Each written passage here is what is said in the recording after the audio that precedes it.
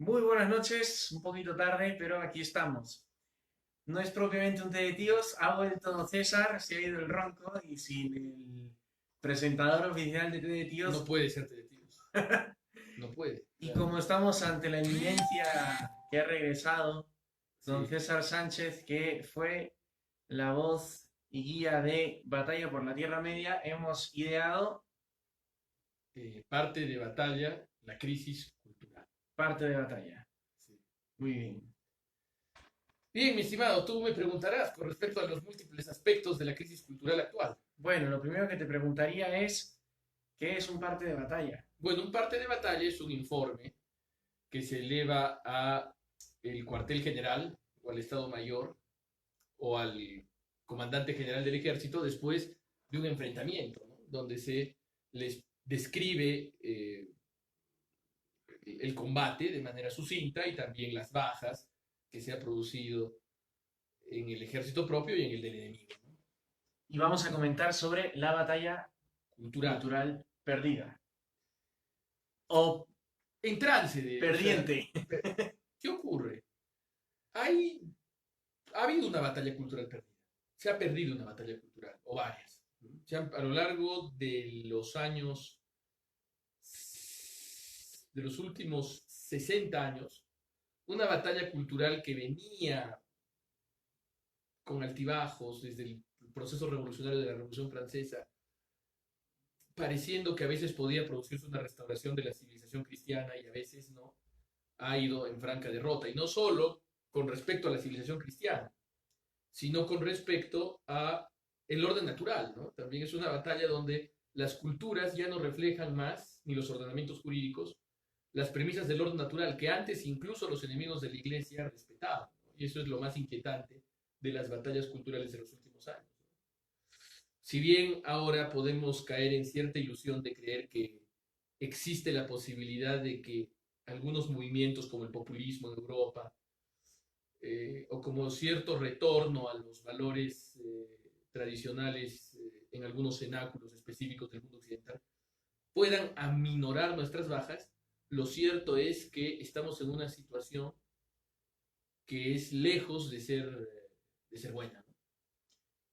Cuando hablamos de batalla cultural, estamos hablando de dos culturas que se encuentran y chocan entre sí, como podría darse en otros momentos de la historia, o estamos hablando en este contexto de una lucha entre la cultura y la anticultura. Lo más propio es lo que tú dices, es una lucha entre la cultura y la anticultura, en específico entre la cultura occidental y la anticultura o contracultura de origen occidental. Claro, el término batalla cultural es un término que trata de establecer ciertos elementos de imparcialidad, ¿no? Porque evidentemente es un término que implica ya cierta victoria del liberalismo. ¿Por qué? Porque el término Kulturkampf es un término que un diputado nacional liberal alemán, Virchow, inventó en los años 70 del siglo XIX. ¿Por qué? Porque lo que él veía era una lucha entre el germanismo protestante y liberal, liberal nacionalista, porque aunque ahora parezca que se agarran a golpes los liberales y los nacionalistas en Europa, en verdad comparten ancestros comunes y en Alemania el liberalismo era nacional y el nacionalismo era liberal hasta cierto punto. Entonces, una lucha del germanismo contra el romanismo, contra la influencia que podía ejercer sobre media Alemania el papado a través de la Iglesia Católica. Esa batalla cultural la ganó la Iglesia Católica. Logró evitar ser absorbida por el imperio alemán, logró recuperar sus derechos y logró estar incluso para las vísperas de la Primera Guerra Mundial en una situación de mayor libertad que en antiguos países católicos como Francia, por ejemplo. Al final hacen las paces, ¿no? El imperio alemán con el papado. ¿Por qué? Principalmente por el gran compromiso que existió de los católicos en votar por el Partido del Centro, liderado por Windhorst, un orador muy bueno, un político católico alemán que logra parar la Kulturkampf. ¿Por qué? Porque esta Kulturkampf era liberal y nacionalista, pero permitía todavía el Imperio Alemán elecciones. Y mientras la amenaza socialista aparecía desde la izquierda, el grupo católico se acababa convirtiendo en el fiel de la balanza, por así decirlo, ¿no? O el gobierno alemán se veía obligado a transar con los socialistas, cosa que no quería, o tenía que acabar la lucha contra el catolicismo. Y así logró acabar la Kulturkampf. Hay que tener en cuenta que incluso el Imperio Alemán fomentó un cisma, que fue el cisma de los veterocatólicos, porque todo esto de la Kulturkampf toma como pretexto la proclamación del dogma de la infalibilidad papal, ¿no? Bismarck, el canciller alemán, pretende que con la proclamación del dogma de la infalibilidad papal, de alguna manera, los católicos alemanes van a dejar su lealtad por el nuevo imperio formado y van a tenerla de manera absoluta por un príncipe extranjero que sería el Papa. Pero ¿qué ocurre? Al contrario, la infalibilidad sirve para que los católicos, y él dice, bueno, nadie racional dice va a seguir el dogma de la infalibilidad papal, y aparece un grupo de teólogos alemanes, como siempre, generando un movimiento anti-infalibilista que luego se convertiría en la iglesia de los veterocatólicos, que hasta ahora dura, pero muy disminuida. Pero en los primeros años de la Kulturkampf, el Estado puso todo el apoyo a favor de esta decisión, pero a medida que iba pasando el tiempo se iba quedando sin gente y todos los veterocatólicos, o la gran mayoría de veterocatólicos en Alemania, volvieron al seno de la iglesia, se reconciliaron con la iglesia católica. Hay una historia muy interesante de la infancia del joven Martin Heidegger. El padre de Martin Heidegger era sacristán de la iglesia católica en Baden, en el pueblo de Baden donde él vivía. Y ahí los veterocatólicos lograron tomar la parroquia, porque si bien no eran los mayoritarios, eran los más ricos. En ese pueblo los católicos más ricos eran de la iglesia veterocatólica. Qué parecido con la actualidad. Con la actualidad, ¿no? Entonces, toman la parroquia y ahí celebraban sus misas en vernáculo, cosas muy raras para aquel tiempo, ¿no? Mientras que la misa romana se celebraba con el párroco católico en un granero. Pero al final, cuando se normalizan las relaciones entre Alemania y la Santa Sede y el mundo veterocatólico desaparece, el párroco veterocatólico le da al pequeño Martin Heidegger la llave para que se le entregue al sacristán, porque él no quería ir y entregársela creo que el sacristán veterocatólico no quería entregársela al sacristán romano, así que le da al hijo, que era el joven Martin Heidegger, niñito de 10 años, para que vaya y se le entregue. Entonces, eso ocurrió en Alemania. Ahora, el término aparece en los años 80. De nuevo, reaparece en Estados Unidos, ¿no? ¿Y en qué contexto? En el contexto norteamericano liberal, ¿no? Es decir, existe un Estado laico, más que laico, podríamos decir aconfesional, ¿no? Porque el término laico trae reminiscencias del laicismo francés, un Estado aconfesional, pluralista, de opiniones y de religiones, y en lo que viene a ser la resaca posterior a la revolución sexual de los 70,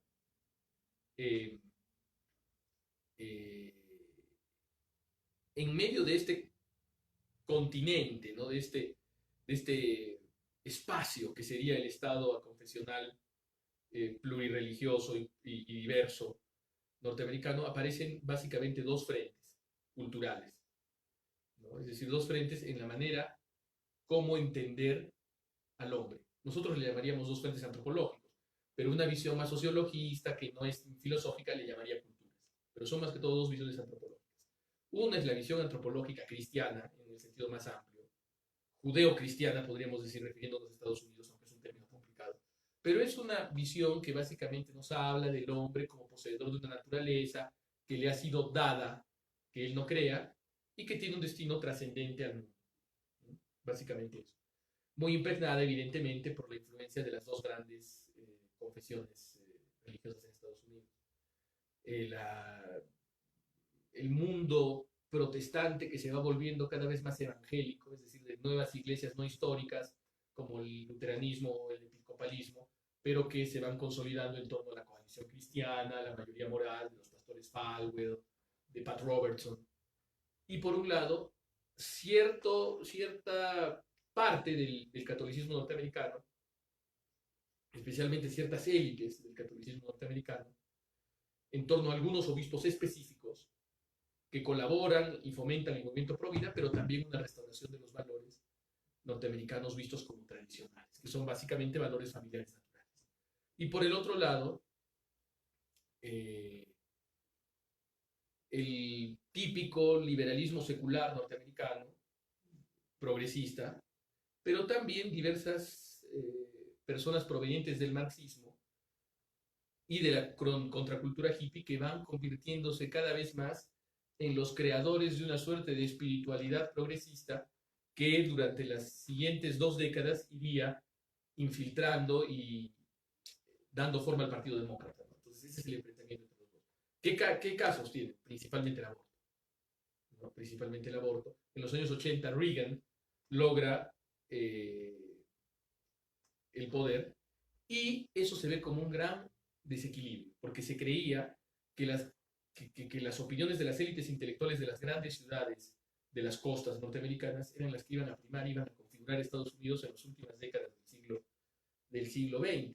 Pero como empiezan a ir un poco más de lo que estaba dispuesto a soportar un sector mayoritario pero silencioso de la opinión pública norteamericana, es que Reagan se siente apoyado por este grupo y empieza a realizar poco a poco un cambio de jueces en la Corte Suprema que tenía como objetivo la revisión de la ley del aborto.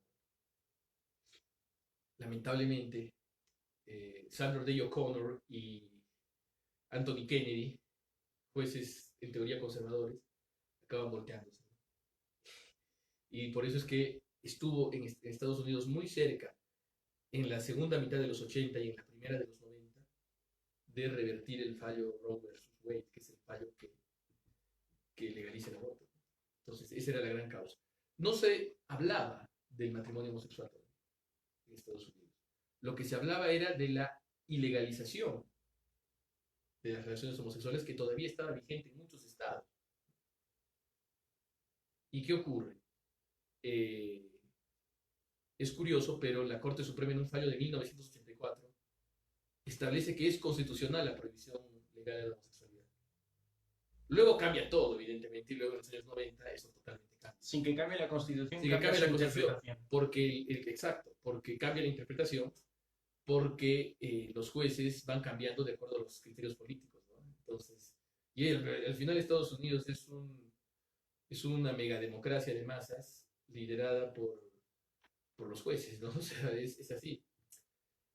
Y en algún sentido, esto parece revertirse ahora, pero el problema es que no sabemos hasta qué punto este auge conservador que dio el triunfo a Trump, que no es solo conservador, sino también es nacionalista, cosa que no existía en los años 80 con Reagan, no sabemos hasta qué punto no sea una ilusión. Porque los jóvenes son siempre un enigma, ¿no? Se dice, los jóvenes se están volviendo más conservadores. Y hasta cierto punto eso es un espejismo estadístico. ¿Por qué? Porque los jóvenes que son conservadores ahora son más conservadores que los jóvenes que eran conservadores en Estados Unidos en los 80. Pero el número de conservadores disminuye entre los jóvenes. Otra cosa es que las generaciones más antiguas se van conservadorizando. Porque el voto de los jóvenes parece ir mayoritariamente, especialmente a partir de las elecciones del año pasado, de noviembre, de midterm, de las cámaras de Estados Unidos, parece haber ido el voto joven del Partido Demócrata. Entonces, recién parece que hay la fuerza para que se consolide un movimiento conservador, por el agotamiento de los experimentos sociales de los progresistas en Estados Unidos, pero parece que la sociedad no aguanta ya tanto y que la sociedad ya misma está más enferma que en los años 80. Entonces, las reacciones contra esa enfermedad son más violentas, más elocuentes, quizás hasta en un sentido superficial, pero no sabemos si ese cuerpo, que es la sociedad norteamericana y la sociedad occidental moderna, va a aguantar más, ¿no? Entonces, es un poco complicado. Por eso yo no soy tan optimista con los populismos. Yo estoy a favor, evidentemente, de estas reacciones casi biológicas de las sociedades europeas, pero el tiempo lo dirá, evidentemente, ¿no? Si es que van a consolidarse en reacciones que verdaderamente logren dar vuelta al horizonte antropológico que toman los pueblos de Europa. ¿Consideras entre eso a Vox en España? Sí, considero a Vox. En las últimas elecciones, en las Sí. autonómicas, ya Vox perdió mucho de lo que Sí. había ganado. Es que Vox es lamentablemente una ilusión. ¿Por qué? Porque, ¿qué ocurre? Porque es Vox y no Verbo. Claro, también puede ser. Es Flatus Voices. No. Lo que yo creo es que parecía, si te fijas, en los últimos días previos a la elección, parecía que Vox iba a sacar mucho más de lo que sacó, ¿cierto? ¿Por qué? ¿Por qué? Quizá los medios lo hincharon para promover el voto. Al socialismo, porque ¿qué ocurre? Por lo general, el electorado más progresista Es el, no va a votar. Es el más perezoso. Es tan progresista que se queda en su casa a progresistear, mientras que el electorado más movilizado por causas un poco más ascéticas, como las causas conservadoras, entonces tenían que meter gran miedo para que pudiese mantener el triunfo del socialismo y además partir a Pablo Casado, ¿no? O sea, pero ¿qué ocurre? Yo creo que de alguna manera Vox es presa de una sociedad, de la sociedad que le ha dado origen.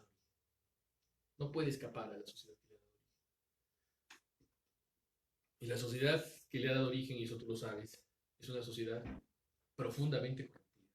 No sabemos cuál va a ser la solución con respecto a esa sociedad. ¿Por qué digo que está profundamente corrompida?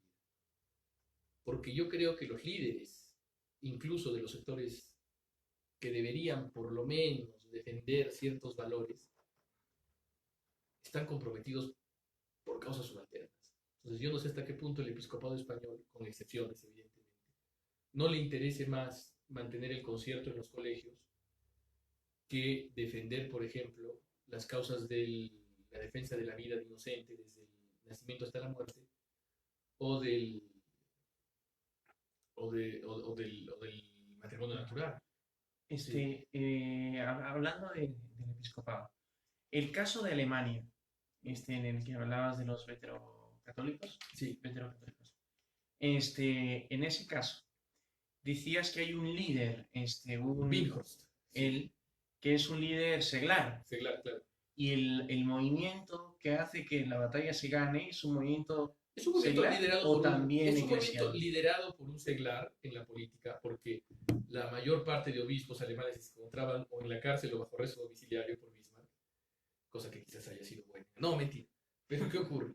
Lo que pasa es que era un movimiento, por así decirlo, liderado por seglares, pero que su estructura era básicamente diocesana. Es decir, toda la iglesia en ese tiempo utilizaba sus recursos para eso.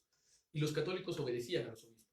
Porque, por ejemplo, con el cisma veterocatólico, ningún obispo se sumó al cisma veterocatólico. Fue una cosa de teólogos, de Döllinger, un teólogo. No es igual que la situación de ahora. No es igual que la situación de ahora. Porque, ¿qué ocurre? El problema es que los obispos, todo lo que en España se ha visto que en los últimos 20 años, todo lo que tocan lo destruyen.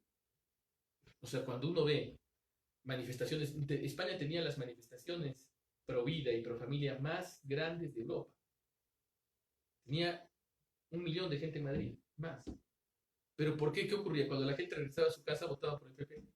O votaba hasta por el PSOE. Entonces, no había. Y eso tiene que ver mucho con algunos elementos culturales de nuestro mundo hispano, en general, incluso hispanoamericano, que tienen que ver con el culto a la autoridad, la autoritolatría, es decir, no sé si es que la realidad existe, pero le rindo culto a las autoridades, soy papólatra, episcopólatra, etc. El juridicismo, es decir, la religión y todo, y la política se vuelve cosa de abogados, es decir, cosa de códigos, interpretarlos y usar códigos contra otros códigos, ¿no? Así la fe ya no existe en los evangelios, sino existe el código de derecho canónico. Y eso uno lo puede ver cuando estudia la ratio studiorum de muchos seminarios antiguos, ¿no? Ya eso viene incluso desde el siglo XIX.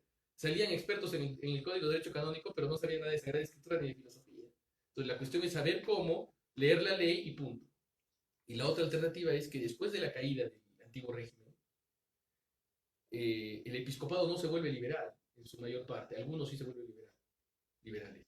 Pero la mayor parte quiere reproducir con líderes liberales la relación de patronazgo tanto real como simbólica, que existía con el antiguo régimen. O sea, no es que se vuelvan liberales, sino lo que quieren es reproducir las relaciones de subordinación y de colaboración, y a veces subordinación malentendida, que existían con el príncipe católico con un gobierno liberal.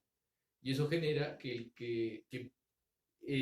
la iglesia acabe en algunas ocasiones defendiendo status quos que no son cristianos. Tampoco son rojos, ¿no? O sea, cualquier cosa. O sea, al final, la iglesia es como un servicio público para el Estado liberal o para cualquier Estado. Es decir, o sea, nosotros podemos ser los peores masones del mundo, podemos ser los peores, pero siempre va a haber un cura que nos va a bendecir el lugar que inauguramos, ¿no? Entonces, no sé si se detecta un poco cómo es el matiz. Entonces, ¿qué quiere decir eso? Esta iglesia que acompaña a la sociedad está tan imbricada en la sociedad que la acompaña incluso a su despeñadero. En cambio, en Francia, donde ya desde hace mucho tiempo los laicos emprendieron a desconfiar de las alternativas políticas de sus episcopados, hay una reacción católica impresionante, ¿no? Entonces, por eso Vox, además, su identidad, recién yo pienso que después de sus 2 derrotas, va a ir perfilando una identidad. Pero ahí van a empezar las discusiones. Porque al inicio tenía una identidad de partido a la derecha de PP. Simplemente esa era su identidad. Pero luego empezó a desarrollar cierto nacionalismo, patriotismo. Poner la bandera de España en Gibraltar y eso. Por ejemplo, ¿no? Entonces, habrá que esperar, porque yo creo que si Vox se consolida electoralmente, al margen de las opiniones que nos pueda despertar específicamente, va a ser un bien, porque va a significar una conciencia, la mala conciencia del PP de alguna manera, ¿no? Que le recuerda su electorado, ¿no? Pero hasta ahora me parece un oprobio que la socialdemocracia se hunde en todo el mundo menos en España, donde debería hundirse más, porque el líder de la socialdemocracia española, que es Pedro Sánchez, es una figura que ni siquiera llega a la mediocridad. Es un hombre que ha plagiado una tesis doctoral, un payaso literal que cree que lo único que existe es sonreír a las cámaras. Parece un personaje de Operación Triunfo, más que es un Maduro guapo. Y es un Maduro, ni siquiera yo diría que es un Maduro. ¿Por qué? Porque Maduro por lo menos tiene el mérito de haber conservado el poder. Bueno. Y claro, ¿no? Entonces este individuo ha conservado el poder, pero no bajo la presión de Maduro, simplemente por una serie de eventos desafortunados que no obedecen a ninguna acción suya. Entonces, la verdad que es bastante inquietante la situación. Así es. Bueno, parte de batalla Mm, es la idea.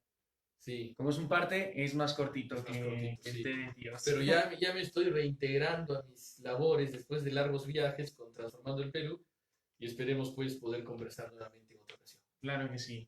Muchísimas gracias. Nos vemos el lunes que viene.